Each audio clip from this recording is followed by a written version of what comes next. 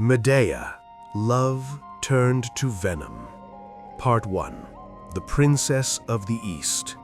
Medea was not Greek. She was a princess of Colchis, a barbaric land on the edge of the known world, modern-day Georgia. She was the daughter of King Aeetes and the granddaughter of Helios, the sun god. But more importantly, she was a sorceress, a priestess of Hecate who knew the secrets of herbs, poisons, and dark magic. Her life changed forever when a Greek hero named Jason arrived on his ship, the Argo. He came seeking the Golden Fleece, a treasure guarded by a sleepless dragon.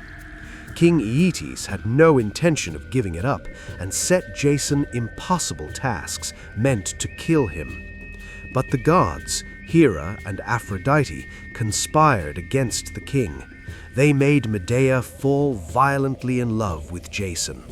It wasn't a sweet romance, it was a burning, destructive obsession. When she saw Jason, she knew she would betray her father, her country, and her gods to save him. Part 2. Blood on the Waves. Medea gave Jason a magic ointment to protect him from fire-breathing bulls and told him how to defeat the dragon. With the fleece in hand, they fled to the Argo. But the king's navy, led by Medea's own brother Absyrtus, pursued them. To stop the pursuit, Medea did something unspeakable. She didn't just kill her brother, she chopped his body into pieces and threw them into the sea one by one. She knew her father would stop to collect the remains of his son for a proper burial. This gruesome delay allowed Jason and Medea to escape. Her love for Jason had already cost her her humanity. Part 3. The Trick of Youth. Back in Greece, Jason's uncle, King Peleus, refused to hand over the throne he had promised. Medea decided to handle it. She demonstrated her power to Peleus's daughters by cutting up an old ram, boiling it in a pot with magic herbs, and having a young lamb jump out, alive and youthful. Amazed, the daughters asked if she could do the same for their aging father. Medea smiled and agreed. The daughters cut their own father into pieces and put him in the pot. But this time, Medea added no magic herbs. King Peleus was simply boiled to death by his own children. The people of Aeolus were horrified, and Jason and Medea were exiled to Corinth. For 10 years they lived in Corinth. Medea bore Jason 2 sons. She thought she had found peace, but Jason was ambitious. The king of Corinth offered Jason his daughter, Glauce, in marriage.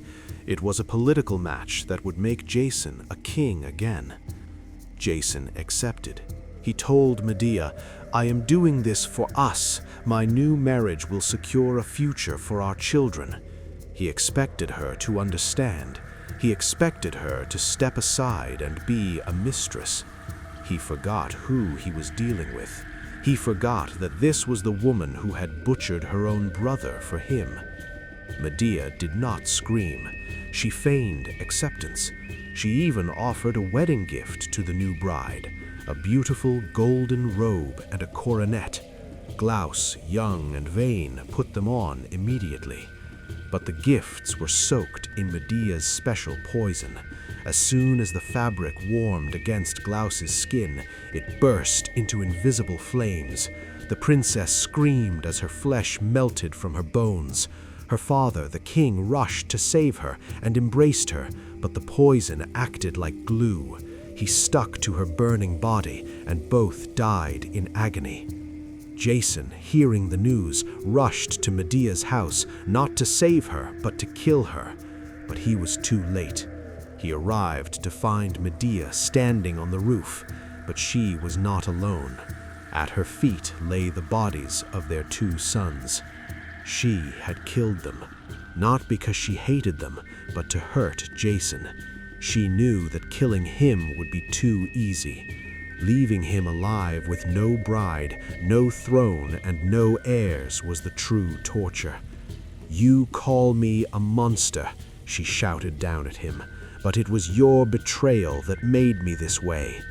As Jason fell to his knees, weeping, the sky opened. A golden chariot pulled by flying dragons, sent by her grandfather Helios, descended. Medea stepped into it, taking the bodies of her children with her, denying Jason even the right to bury them. She flew away toward Athens, leaving Jason a broken man who would die alone, crushed by a rotting beam of his own ship, the Argo.